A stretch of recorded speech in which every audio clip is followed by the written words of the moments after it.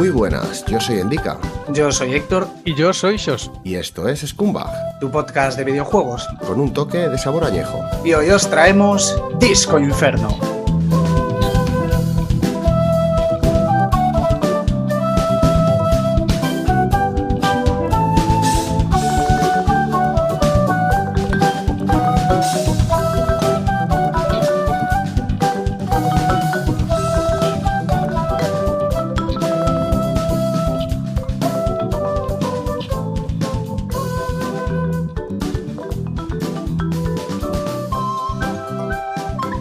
A estas alturas ya no debería sorprender a nadie que los juegos de rol son uno de nuestros géneros favoritos y por el que sentimos mayor predilección. En los últimos años ha habido un juego del que se ha hablado muchísimo y que ha dado un auténtico golpe en la mesa en el género del RPG, convirtiéndose instantáneamente en una obra de culto. Y este no es otro que el Disco Elysium. Así que hoy vamos a dedicar el programa a hablar de esta joya, que fue, en opinión de muchos, el mejor juego de 2019. Hablaremos en profundidad como ya hicimos en nuestro episodio sobre Cyberpunk. Os avisaremos antes de empezar a soltar spoilers. Lo último que queremos es estropearemos el juego a todos los que estéis pensando en probarlo. Para empezar, pongámonos en situación. 2019 es el año en que triunfaron juegos como Sekiro, Death Stranding o Fire Emblem. Y entre todos ellos se coló un juego indie de la desconocida Zaum que removió los pilares del juego de rol y dio una nueva perspectiva a lo que la gente debería esperar de un RPG. Lo primero que quiero saber, chicos, es cómo llegasteis a jugar a Disco Elysium, cómo supisteis de él. Pues a mí, la verdad, me lo recomendó Héctor. Después de hablar con él, indagué un poquillo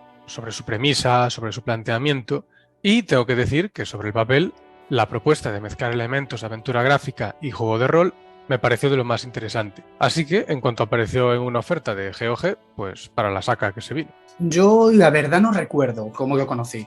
Supongo que curioseando por Steam. Lo que sí que recuerdo es que estuve bastante tiempo sin jugarlo, esperando a que saliera una traducción, porque la verdad es que pasaba de meterme en un juego tan denso y con tantas líneas de diálogo en inglés. Suelo tener bastante suerte a la hora de evitar spoilers, así que a pesar del tiempo que pasó entre que lo conocí y luego lo llegué a jugar, poco sabía, aparte de que iba de un detective setentero y poco más. Joder, pues yo tampoco me acuerdo muy bien de cómo lo descubrí. Desde luego, en los Games Awards no, porque suelo pasar mucho de esas cosas, de premios y tal, pero sí que me acuerdo que me coincidió una época en la que de repente no hacía más que oír hablar de este juego en todas partes y todo cosas buenas. Y luego ya, pues de la que me lo recomendó Héctor, me lancé a jugarlo y qué acierto, la verdad. A ver, la verdad es que era difícil fallar con la recomendación. Es uno de estos juegos que salen cada 2 décadas y si te gusta el estilo, pues te tiene que gustar. Para mí, desde luego, ha sido una de las sorpresas más gratas de los últimos tiempos. Si hace unos 15 años el primer Mount & Blade me descubrió el fértil y estupendo panorama de los videojuegos indie, pues en fechas recientes Kenshi, por un lado, y Disco Elysium por el otro, se han encargado de recordármelo a las mil maravillas. Creo que todos vamos a estar de acuerdo en que es un juegazo y un exponente muy potente del género RPG. ¿Pero qué tiene de especial? ¿Qué lo convierte en un juego tan bueno? Indudablemente una de las cosas es la narrativa tan potente e introspectiva del título. Es un juego que bajo una capa de humor absurdo y diálogos de lo más divertidos, que pueden tener incluso un cierto aire a estas series de humor incómodo tipo South Park, Padre de Familia y demás, esconde detrás una historia muy bien narrada y un componente filosófico enorme. Bueno, sí que es verdad que la investigación central del juego es solo una especie de excusa para una trama que es la más importante, que es el viaje a la psique del personaje, ¿no? Sí, tanto el humor como la trama detectivesca sirven un poquito como hilo conductor para lo que realmente busca el juego. Y es que conectes con un hombre destrozado. Las herramientas que usa para ello, como las diferentes conciencias que te guían y sugieren qué hacer, son para mí una idea de lo más original y efectiva. Para mí es imposible en esto no darle la razón a Héctor,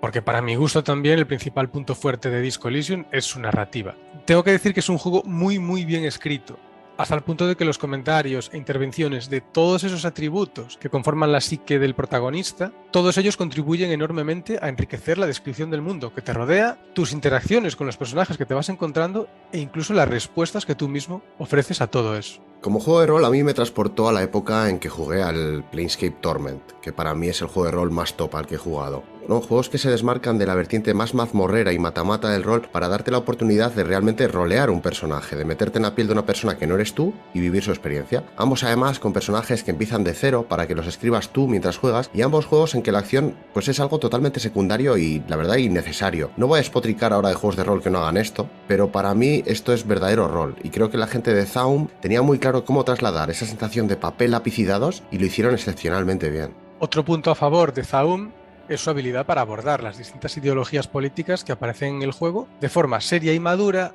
y al mismo tiempo con una notable vena cómic, sin tomárselas demasiado en serio. Da igual que el jugador elija manifestar simpatías comunistas, fascistas, capitalistas o incluso moralistas.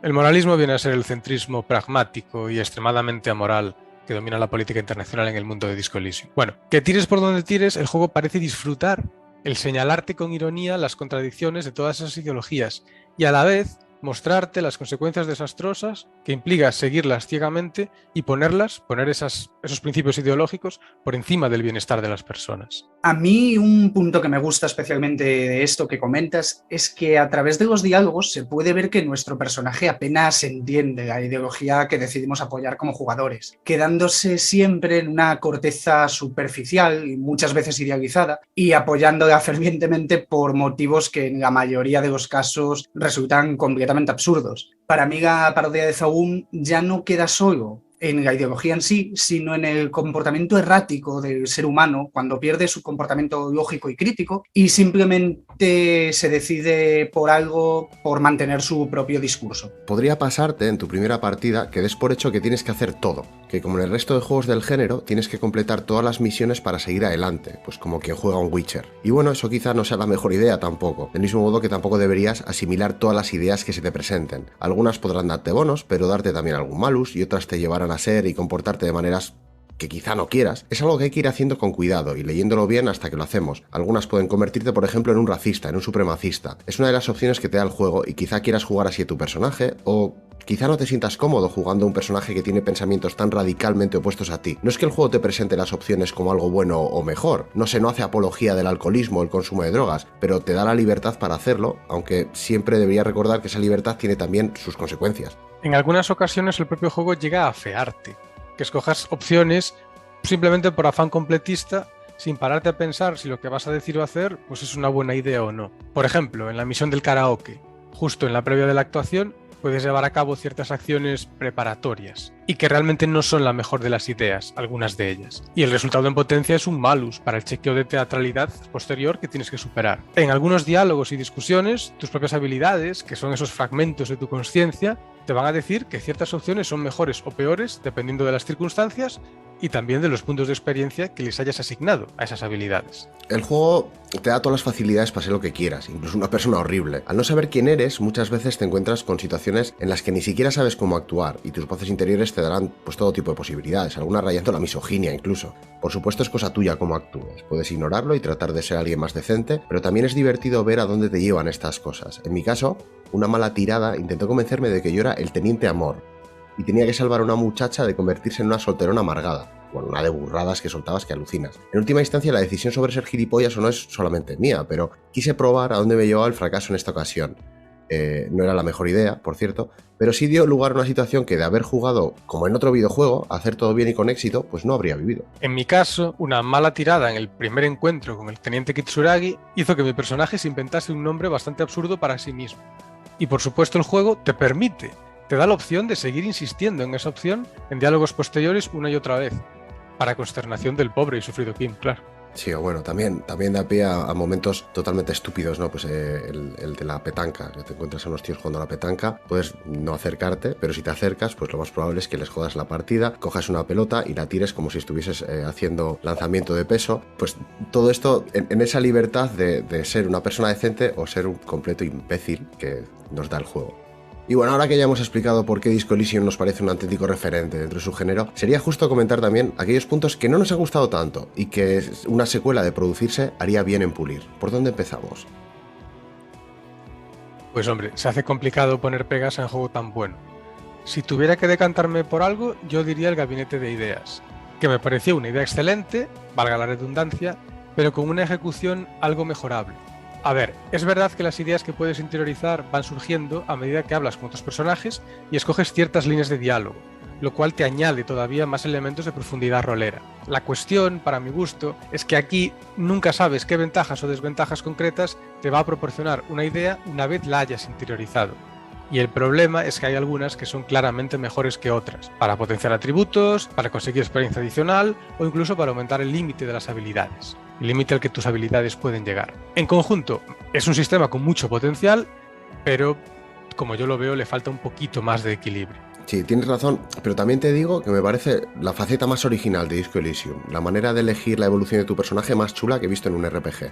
Le da además una variedad brutal a lo que va a ser tu personaje, ¿no? El hecho de que dependiendo de cómo vayas jugando, las opciones que vayas eligiendo o las conversaciones que vayas desbloqueando, te den pie a poder elegir una otra idea que poder interiorizar hacen que en cada partida puedas tener personajes diferentes, aun cuando hayas elegido el mismo esquema en su creación. No creo que se pueda hablar de libertad indefinida, como la que te daría un juego de rol de lápiz y papel, porque me parece que estamos todavía lejos de poder vivir algo así en un videojuego, pero desde luego Disco Elysium lo intenta con muchas fuerzas y consigue darnos una experiencia bastante cercana a eso. De todos modos, para aquellos que no sepan exactamente de lo que estamos hablando, Soso, explícales de qué va esto de interiorizar ideas. Pues la premisa es bastante sencilla. Según vas interactuando con el mundo que te rodea, la psique desordenada de tu personaje va como elaborando, articulando una serie de ideas. Algunos son recuerdos de la vida pasada del propio personaje. Otras son ideas políticas, cuestiones morales o inquietudes culturales que se le van ocurriendo. Y gastando, invirtiendo algunos puntos de experiencia, puedes decidir interiorizar esas ideas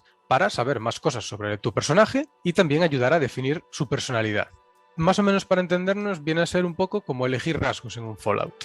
A mí, si os digo la verdad, me cuesta sacar de aspectos mejorables. Para mí es un juego que en lo que intenta y se centra lo hace bien, lo hace con soltura y nos da un título muy redondo. Si tuviera que pedirle algo a una secuela, una segunda parte, sería algo más de ramificación en la historia. Hay muchas cosas que no podemos completar, normalmente por falta de algún atributo, pero no tantas ramificaciones dependiendo de nuestras decisiones como podría haber o como hay en otros títulos. Si bien es cierto, el juego cambia muchos diálogos y escenas dependiendo de lo que hagamos o digamos, el camino y la parte final siempre será el mismo. La verdad es que no es algo que echase en falta en este juego, pero bueno, por pedir, pues es algo que estaría bastante guay que se trabajase un poquito más en una segunda entrega. Yo estoy totalmente de acuerdo con la cuestión de las ramificaciones que has comentado. Para mí realmente no es un problema que la investigación, hagas lo que hagas, te vaya llevando al final hacia un mismo punto.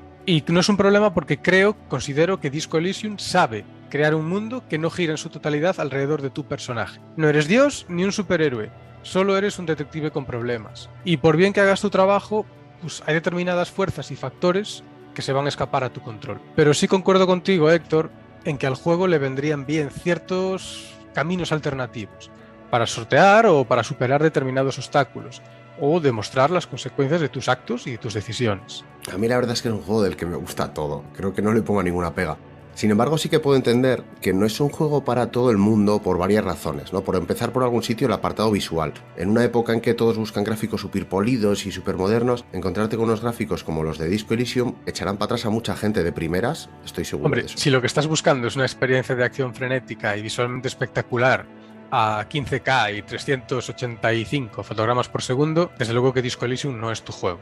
Ahora bien, creo que pocas pegas se pueden poner en realidad a su apartado artístico, que a mí me parece una auténtica maravilla. Y cuando ese apartado artístico, además, se combina con una banda sonora como la que tiene este juego, el resultado son algunos momentos de increíble intensidad ambiental y narrativa. Y teniendo en cuenta sus limitaciones gráficas, a mí me parece sorprendente lo que Disco Elysium consigue hacerte sentir en determinadas situaciones y escenarios. Por ejemplo, cuando estás en la iglesia delante de la vidriera de Dolores Day. A mí personalmente me pasa que entiendo que no son los gráficos más preciosistas del mundo, pero creo que no me imagino el juego con otro apartado visual. Y creo que es que cumple perfectamente. Te haría el mismo comentario de Planescape Torment, que también tiene unos gráficos feos, pero es que es un juego feo, que tiene que ser feo. Y Disco Elysium da lo que tiene que dar y se centra en brillar en su apartado narrativo, que es lo que realmente importa. Yo creo que el apartado gráfico en conjunto con el diseño artístico funciona a la perfección. Obviamente no nos encontramos ante un AAA de esta época, pero tampoco me parece un juego incómodo de ver o jugar. Es, por decirlo de alguna manera, casi un cómic en movimiento. Si eres capaz de ver un par de capturas del juego sin llorar, creo que estás perfectamente preparado para jugarlo sin echar de menos más músculo gráfico. Otra cosa ya es que el resto del juego no te guste. Si no te van los juegos de ver mucho y de dar vueltas, entonces pues definitivamente Disco Elysium no es tu juego. Si lo que quieres es acción, no la vas a encontrar aquí, básicamente porque no hay. Al fin y al cabo, esto es un RPG con alma de aventura gráfica. Si estos dos géneros no te dicen nada, yo creo que sería muy raro que disfrutases Disco Elysium. Y bueno, otro tema que también no es para todo el mundo es que durante la partida tienes que ser consciente de que este no es un juego al uso, esto es rol de verdad. Hay cosas que no vas a poder hacer, no porque la opción no esté ahí, sino porque tu personaje pues no está preparado o no tiene las habilidades, y esto es algo normal. También habrá cosas que puedas hacer que en otras circunstancias, con otra selección de atributos no podrías. No sé, si eres capaz de tirar abajo una puerta a cabezazos, pues quizá no seas muy bueno manipulando los sentimientos de la gente, pero esto da mucho sabor a cada partida, y al hecho de que de verdad puedas rolear un personaje concreto y no un héroe generalista y superpoderoso para el que al subir de nivel todo sea pan comido. Aquí elegir tus virtudes es también elegir tus defectos, y como digo, esas pequeñas cosas que no puedes hacer son las que van a marcar cómo juegues y lo verdaderamente interesante del juego. A veces da rabia, porque si fallas, lo que recibes es, no, esto no tiene nada que ver con el caso, y sabes que sí, sabes que has fallado, sí tiene que ver, y es información que te estás perdiendo. Pero al jugar a Disco Elysium, creo que merece la pena mentalizarse con que tienes que vivir la experiencia, con sus altibajos, y también con sus fracasos. Entiendo que esto no es para todo el mundo, pero la gente que venga de jugar juegos que van de completar misiones se frustrarán, porque el caso aquí es que el fracaso es parte de esa experiencia, y no es para todo el mundo esto. Y no solo el fracaso es parte de la experiencia. Mi sensación es que Disco Elysium está diseñado para ser jugado varias veces, explorando los distintos arquetipos de personaje que el juego te ofrece predefinidos, o bien incluso fabricando de cero el tuyo propio. De hecho, yo ahora mismo estoy jugando una partida con un personaje equilibrado, es decir, un 3-3-3-3 en los atributos básicos, y aún tirando de ciertas estrategias Munchkin para acumular experiencia extra y subir más niveles, sigue habiendo cosas que no puedes hacer. Porque es que es sencillamente imposible superar todos los chequeos que el juego te pone delante.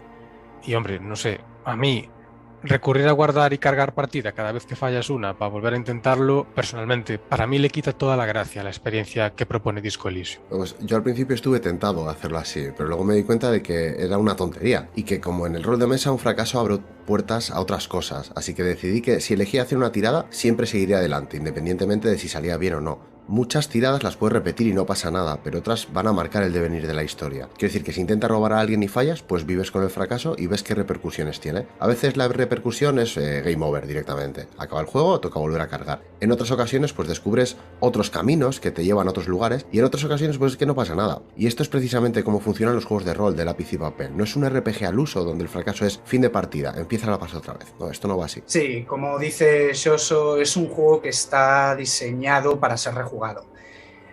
Sí, la trama va a ser la misma, pero lo realmente importante de Disco Elysium es la psique de nuestro protagonista, y la mayoría de la narrativa apunta directamente ahí. Comentaba antes lo de las diferentes consciencias, y es que puedes ver que en dos partidas radicalmente distintas, los consejos y comentarios que recibe nuestro protagonista por parte de estas siempre serán radicalmente distintos. Esto provoca que la experiencia cambie pues una barbaridad. Y estoy con Shoso en que hacerse un personaje completamente neutro es perderse una parte importante de la experiencia. Tus habilidades marcarán mucho el devenir de la partida. Si no tienes una buena percepción, es bastante probable que no te percates de puertas secretas, pisadas o alguna pista, y que no llegues a las mismas conclusiones, o peor, que llegues a unas conclusiones equivocadas. Pero eso no es el equivalente a un game over, es sencillamente que recorrerás otro camino. De hecho, incluso con unas buenas puntuaciones en tus estadísticas, también existe la posibilidad de fallar una tirada, y que una partida con dos personajes idénticos tome dos caminos totalmente distintos debido a esto. Hay que tener en cuenta que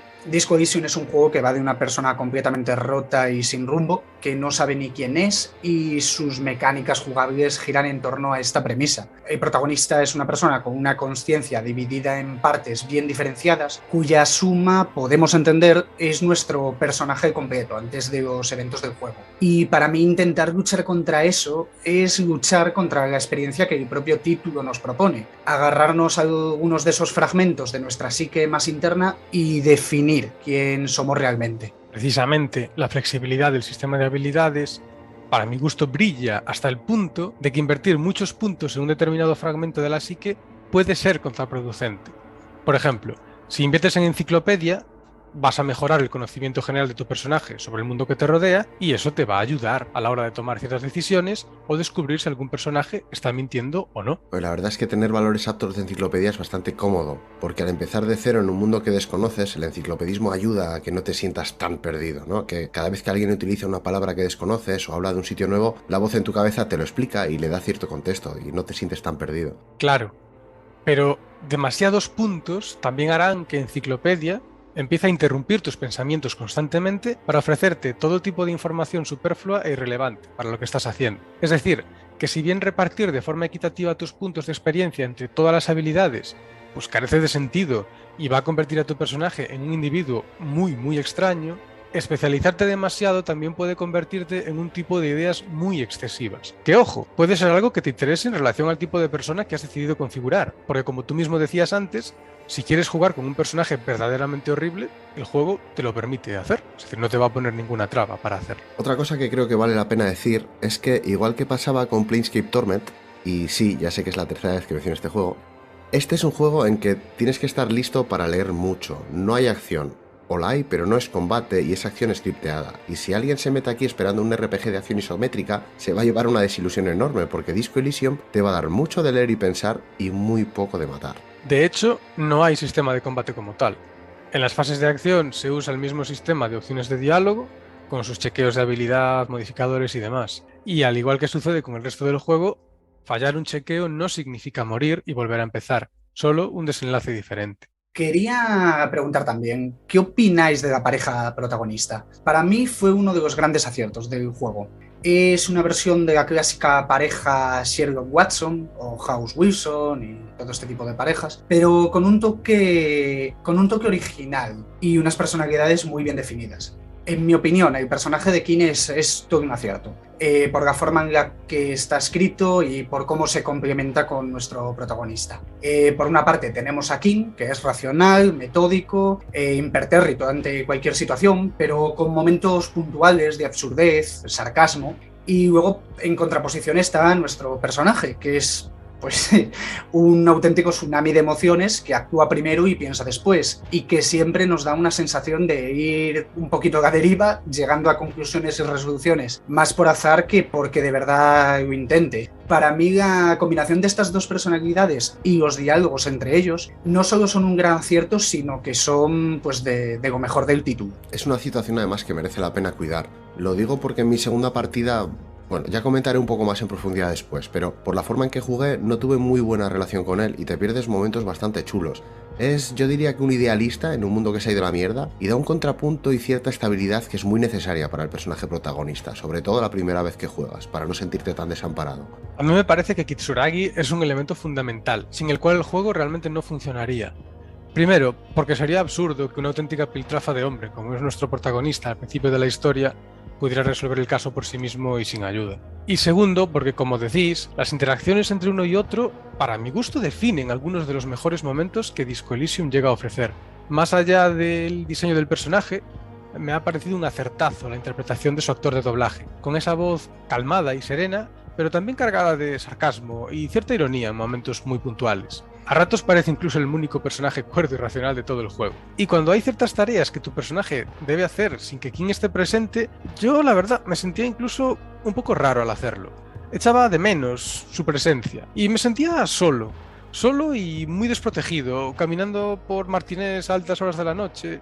En plan, soy un polidesastre de resaca y desarmado en un sitio donde nadie me quiere y mi compañero, que es un poquillo el faro, no sé, el faro de la razón, el faro de lo que se debe hacer en este mundo, pues no está para vigilarme las espaldas. Hemos comentado antes sobre uno de los apartados jugables del juego, que es el gabinete de ideas, pero me gustaría explicar a la gente también el sistema de tiradas, para que aquellos que no conozcan aún el juego se hagan a la idea de cómo van las tiradas y para qué sirven sus atributos al principio. Pues para mí el sistema de tiradas es una perfecta representación del concepto de éxito y fracaso de los juegos de mesa, del rol de mesa.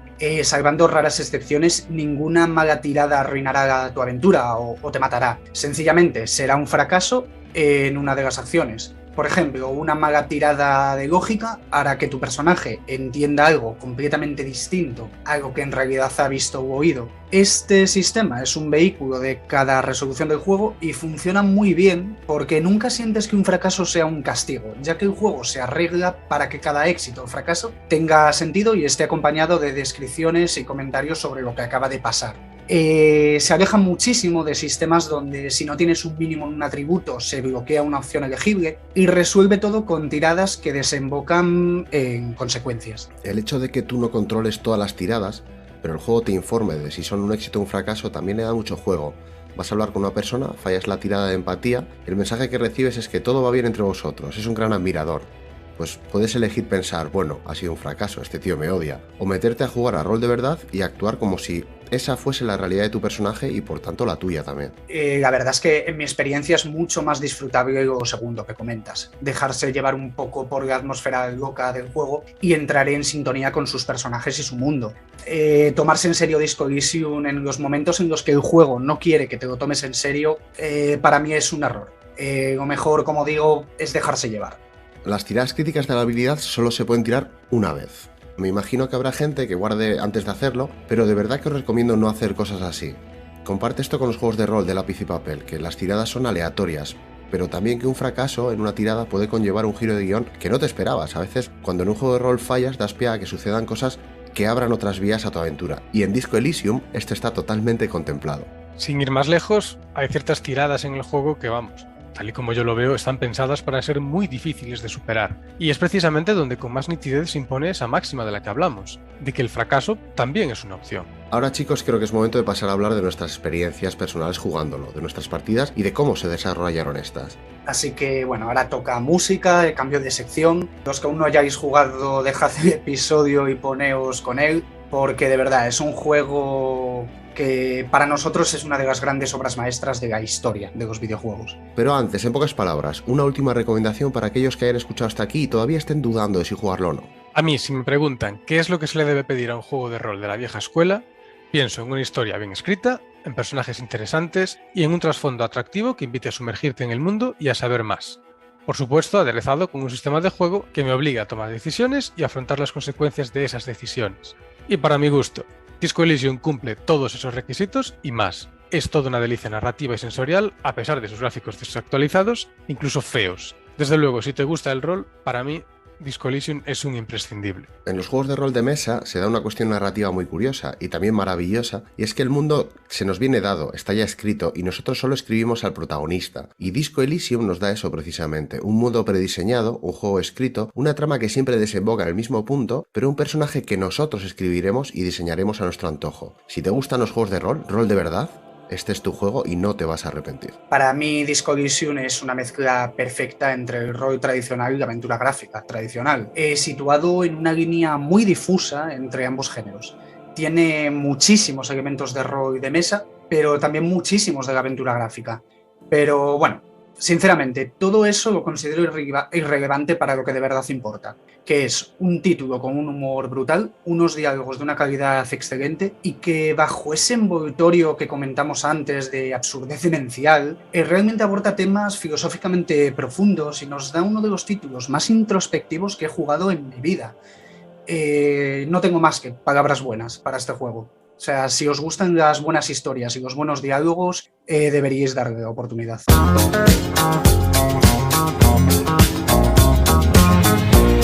En esta sección me gustaría que hablásemos de cómo han sido nuestras partidas y de cómo cambian dependiendo de los arquetipos que elijamos, e incluso con un mismo arquetipo, la diferencia en experiencia dependiendo de las decisiones que tomemos a lo largo de la partida. Y empecemos por el principio. ¿Qué tipo de personaje decidisteis rolear? ¿Qué os creasteis? Pues yo me creé un personaje lógico, no demasiado empático y un poco adicto a las drogas. La partida la enfoqué en plan, me interesa el caso y quiero resolverlo, pero no voy a renunciar a las juergas y al uso de drogas en el transcurso. De hecho, en una de las partes finales le robé un par de chupas de cuero a unos moteros y tuve una conversación con Kim para que nos pusiéramos una cada uno e ir a juego, que por supuesto Kim no accedió, el diálogo es muy bueno. Y me hizo muchísima gracia que en la parte final del juego, cuando vienen el resto de detectives a explicarte toda la historia y todo el tema me hicieron el comentario de si estaba mal de la cabeza, que por qué iba con una chupa que ponía Fuck Police. Yo elegí uno de los arquetipos que ya vienen creados para mi segunda partida, el de intelectual, porque cuadraba con el personaje que quería rolear. Estaba entre el intelectual sin sentimientos y totalmente cruel y el bruto tonto y bonachón. Me decanté por el primero. Y aquí la primera cosa chula, y es que de verdad que lo que elijas va a cambiar drásticamente cómo vives el juego. Te va a meter en un personaje que empieza haciendo tabula rasa y que será lo que tú quieres que sea, como cuando te haces una ficha de rol del libro. En mi primera partida jugué el tipo emocional, que te permite tener pues corazonadas, presentimientos, te pone un poco en el espectro empático de la gente y hasta te permite ver el lado paranormal de las cosas. Cuando os creéis el personaje, yo os recomiendo mucho que penséis en las cosas que ganáis, pero sobre todo que tengáis en cuenta en todas las limitaciones que eso os va a acarrear, porque el juego de verdad que se desarrolla en base a esas. Estamos hablando de un juego en que,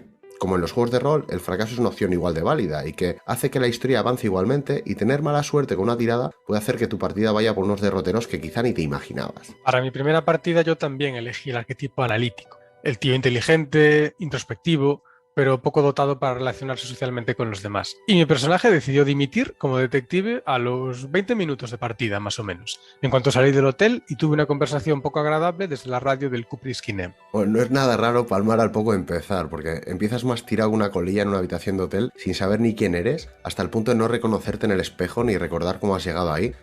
Todo parece indicar que te has bebido hasta reventar, ¿no? Lo primero que haces es vestirte y tu primera visión es encontrar un zapato perdido. Para que los oyentes hagan a la idea del estado deplorable en que te encuentras, en mi primera partida tardé 4 minutos en morir. Al fallar una tirada, intentando coger la corbata del ventilador, ¿no? Me estiré para cogerla, me di un chungo, se me paró el corazón y al pozo. Es bastante gracioso palmarla en el ventilador, porque además el juego parece sugerir que tu personaje, poco menos que intentó ahorcarse la noche anterior con el mismo ventilador y la misma corbata. En mi caso, tras el primer fracaso, volví a insistir con el arquetipo analítico y después fui optando por construir como un perfil de detective sobrio y con cierta voluntad de redimirse. Moralista centralista, pero también dotado de una cierta vena artística y con afinidad para lo paranormal. Y en general la investigación del caso avanzó muy bien, porque claro, al analítico, al arquetipo analítico, lo de analizar escenas del crimen, detectar pistas e ir enlazando ideas y conceptos se le da de lujo. De las conversaciones e interrogatorios a otros personajes, en cambio, saqué relativamente muy poco petróleo. Y después lidiar con los chicos de Hardy fue muy duro, fue una tarea muy dura por la falta de autoridad de mi personaje. Al final no pude desentrañar el misterio de Kuno, ni tampoco evitar que la instigadora se suicidara, y dejé escapar a Klasji. Pero sí que me hice con todas las piezas de la armadura, resolví la cuestión del tribunal de la mejor manera posible, que no perfecta porque no la hay. Convencí a Sona para que montase la discoteca en la iglesia, sin drogas, obtuve la foto del famoso fásmido insulíndico y, por último, conseguí que los compañeros de comisaría me readmitieran sin problemas. A ver, el inicio del juego es que ya saca pecho en lo que te ofrece y en todas sus virtudes. Y puedes ver el mundo tan loco en el que te has metido. O sea, no necesitas más de 10, 20 minutos para que el juego te demuestre cómo te va a enmascarar diálogos terriblemente nihilistas y desoladores con un humor absurdo que hasta puede llegar a resultar incómodo. Hay un momento cuando no encuentras tu segundo zapato, que están los dos por ahí tirados, en el que puedes directamente ponerte a gritar que no necesitas un segundo zapato, que no necesitas a nada ni a nadie. Y bueno, de hecho, ya que habláis de morir con la lámpara, juraría que también puedes morir frente al espejo intentando quitar la expresión. Esa sonrisa forzada e incómoda de Harrier que descubres la primera vez que te miras al espejo. Y que es la forma de ocultarle al mundo lo roto y perdido que está. Ojo, es un juego complicado. Morir a los 4 minutos de partida puede parecer una anécdota, pero terminar la partida en medio de una conversación en la que no te tenías que haber metido por elegir más lo que dices es una realidad que tienes que tener muy presente. Tu moral está muy jodida todo el rato y no conseguir lo que quieres puede suponer, pues eso, que tu personaje se rinda y se te vaya a la cabeza muy rápido. La primera vez me pasó hablando con un crío que está tirando piedras al cadáver, Kuno, que es un crío totalmente tarado y que no atiende a razones, pero si te metes en esa conversación, dependiendo del personaje que te hayas hecho, puedes acabar rindiéndote y terminando con un game over sin saber muy bien cómo evitarlo, o que intentes alguna proeza física para la que tu personaje no está preparado, falles la tirada, y adiós muy buenas también. El crío tarado y adicto al speed, Kuno, es una auténtica trampa mortal para arquetipos con poca voluntad. En parte, para evitar un poco esos riesgos del principio del juego, en mi segunda partida estoy probando, como ya decía antes, con el personaje equilibrado, de 3 puntos en cada atributo, llevándolo como un comunista, que no bebe pero sí fuma, que ya se sabe que eso de fumar pues, te hace elegante e intelectual. De momento he obtenido mejores resultados relacionándome con la gente y las interacciones con el sindicato y con Kuno han sido mucho más provechosas. Por si fuera poco, me he unido al club de lectura. Sin embargo, sacar adelante la investigación me está costando bastante más, porque es mucho más difícil encontrar pistas, y hay determinadas cosas en las que Kitsuragi apenas te puede ayudar. Por eso debe ser miope y no distinguir un burro a 3 pasos, fundamentalmente. Joder, comentaba antes que mi relación con Kitsuragi en mi segunda partida no ha sido la mejor, y esto se debe a que decidí que mi personaje iba a ser un investigador muy capaz, un super investigador, pero una persona detestable, alcohólico, drogadicto, ultraliberal, racista, y estas cosas no ayudan mucho a tener buena relación con Kim ni a subir puntos con él. Te respeta como profesional, porque será de la poca gente en ese mundo que cree en la policía, y yo era un policía estupendo, pero como persona, pues seguramente le parecía lo más bajo. No es que suela expresar disgusto, ¿no? Pero el juego te hace ver que esas cosas no le hacen ni puta gracia. Y claro, de la que ya abracé el fascismo, pues el ser machista me vino también en cascada, y también ser corrupto. Y claro, pues tenemos a Kim, que tiene los problemas de que ha vivido el racismo toda su vida, de que además también es homosexual. Y bueno, no sé, claro, como te da esa libertad de ser lo más bajo, pues lo abracé en mi segunda partida. Y es que es eso, el juego te deja ser cualquier mezcolanza que se te ocurra. Joder, pues yo al principio me llevaba fatal con Kim, lo insultaba, lo ninguneaba y hacía todo lo contrario a lo que me sugería. Pero es que es un personaje que me cautivó tanto y que poco a poco fui haciendo cada vez más caso en la línea de mi personaje, eso sí. Y al final de la partida, pues éramos grandes amigos. De hecho, bueno, una de estas partes le salvé la vida y tal. Igual es una cuestión menor, pero quiero saber qué opináis sobre la amnesia del protagonista. ¿Creéis que se lo hace? ¿Que es a causa de las drogas y el alcohol? ¿Alguna enfermedad? ¿Qué os parece? Pues es una pregunta algo complicada de responder, porque el propio juego ofrece versiones un tanto contradictorias a lo largo de la partida. Por un lado, de entrada, parece una simple cuestión de excesos, con la priva y las chuches de colores, y al final del juego tus propios compañeros sugieren que ni siquiera es la primera vez que te sucede algo así. Por otro, bueno, hay algún indicio también que sugiere que nuestro protagonista en esta ocasión ha podido ir incluso un poco más lejos. Yo creo que lo de la amnesia es más una herramienta simbólica de que el personaje quiere olvidar quién es, por lo mucho que se odia a sí mismo, que algo lógico y verosímil que tenga una explicación detrás. Creo que en realidad no importa lo más mínimo y no hay que darle demasiadas vueltas. Da igual que sea una resaca titánica, hipnosis o autosugestión del propio personaje para ocultarse a sí mismo y al mundo quién es. Lo realmente importante es todo el acto de redención, aceptación y perdón, que es un poco de lo que va el juego. Yo me inclino más por la versión de que es una especie de mecanismo de defensa. A nivel consciente está borrado, pero en el fondo sí que lo sabe. Me parece prueba de esto que cuando hablas con el cadáver del árbol, que él mismo te dice que es la voz de tu subconsciente, hay un momento en que te llama por tu propio nombre. Y bueno, ya por último y para ir cerrando, la pregunta del millón. ¿Creéis que habrá secuela? ¿Os gustaría? Pues a ver, es difícil de contestar en realidad. Así a bote pronto te diría que sí, que joder, que ojalá que anuncies una secuela mañana mismo. Pero luego lo pienso en frío y ¿qué contaría esa secuela? A ver, el círculo de la historia de Harry Dubas ya queda completamente cerrado y esto es material para eso, una única historia. Imaginarme ya sea una secuela de lo que pasa después o una precuela de cómo Harrier llegó a eso. Si bien en el papel puede parecer una buenísima idea, en la práctica creo que lo único que haría sería manchar una historia que ya ha quedado perfecta. Para mí Disco Elysium no necesita más explicación, ni del antes ni del después. Así que, ¿qué diré? ¿Más juegos similares por parte de Zaun y quizá guiños a este? Pues ojalá. ¿Una secuela directa o precuela? Yo personalmente no lo veo. Mi opinión en este caso es otra. ¿Una secuela de Disco Elysium? ¿Dónde hay que firmar? Es más, teniendo en cuenta que están preparando una serie ambientada en el universo del juego, me parece bastante razonable suponer que tendremos secuela. Pues yo no abogo mucho por ello. Me encantaría ver más juegos del mismo estudio y en la misma línea, pero estirar el chicle de la historia de Harry no creo que tuviese ni sentido ni el mismo impacto que este juego. O sea, una enorme parte del juego es precisamente descubrir quién somos, cómo hemos llegado a ese punto, cómo un super investigador ha terminado así y bueno, directamente cómo debemos conseguir redimirnos. Y sin ese factor no va a volar tanto. Independientemente de que la investigación que nos presenten esté más currada que la de ese juego, pues es que no. Ojalá más juegos de Zaun, eso es así, pero porque ya han demostrado que saben hacer juegos, que saben hacer RPGs como Dios manda, pero secuelas, mucho tendría que sorprenderme. Como decís, tampoco tendría por qué ser una secuela directa. Es cierto que la redención, o no, de Harry Dubois queda en buena medida saldada tal y como está, pero a mí se me ocurren muchas otras historias que contar en el mundo de Disco Elysium. Otro caso, otra comisaría de Revachol, otros personajes, las posibilidades me parecen infinitas. A ver, yo más juegos en esta línea ambientados en Revachol o incluso un juego del personaje de King, Kitsuragi, cosas así sí que te las compro. O sea, como decís, los chicos de Zaun ya han demostrado tener un talentazo y creo que pueden sacar un material buenísimo de este mundo que han creado. Pero dejaría la historia de Harry cerrada, como ya ha quedado. Que siga existiendo el personaje y que pueda tener guiños en este hipotético universo, lo puedo llegar a ver. Pero su historia ya la cuenta Disco Elysium y la cuenta a la perfección. Y añadir más material encima, lo único que conseguiría para mí, incluso haciéndose bien, sería perder parte de la magia de Disco Elysium. Bueno, pues con esto, cual detective volviendo al puerto en un esquife, llegamos al final. Muchas gracias por escucharnos una semana más. No os olvidéis de suscribiros al canal y seguirnos en Twitter para no perderos ninguna novedad al son de Jamrock. Por mi parte, además, muchas gracias por la invitación y hasta la próxima. Y recordad que esto no es un game over, es solo hasta la semana que viene.